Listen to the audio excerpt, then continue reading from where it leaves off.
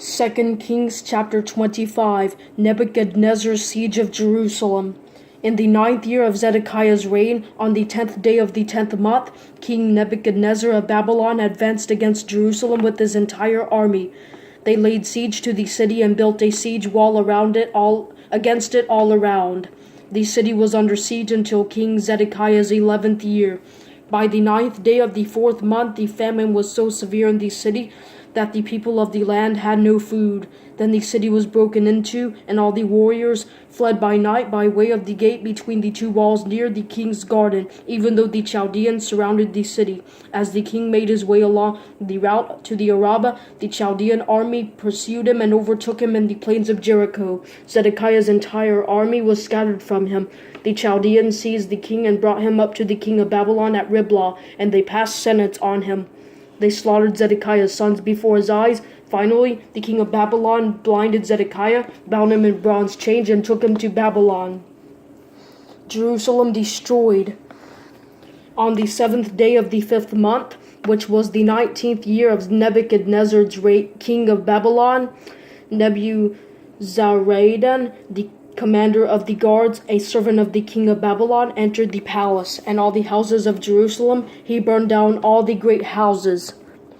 The whole Chaldean army with the commander of the guards tore down the walls surrounding Jerusalem. Nebuzaradan, the commander of the guards, deported the rest of the people who were left in the city, the deserters who had defected to the king of Babylon, and the rest of the population. But the commander of the guards left some of the poorest of the land to be vine dressers and farmers. Now the Chaldeans broke into pieces the bronze pillars of the Lord's temple, the water carts, and the bronze reservoir, which were in the Lord's temple, and carried the bronze to Babylon. They also took the pots, the shovels, the wick trimmers, the dishes, and all the bronze articles used in temple service.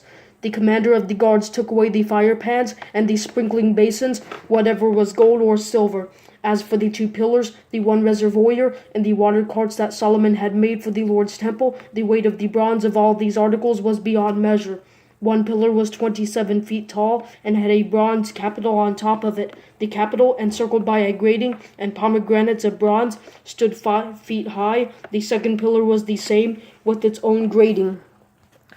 The commander of the guards also took away Seraiah the chief priest, Zephaniah the priest of the second rank, and the 3 doorkeepers. He took a court official who had been appointed over the warriors from the city, 5 trusted royal aides found in the city, the secretary of the commander of the army who enlisted the people of the land for military duty, and 60 men from the common people who were found within the city. Nebuzaradan, the commander of the guards, took them and brought them to the king of Babylon at Riblah. The king of Babylon put them to death at Riblah in the land of Hamath. So Judah went into exile from its land. Gedaliah made governor.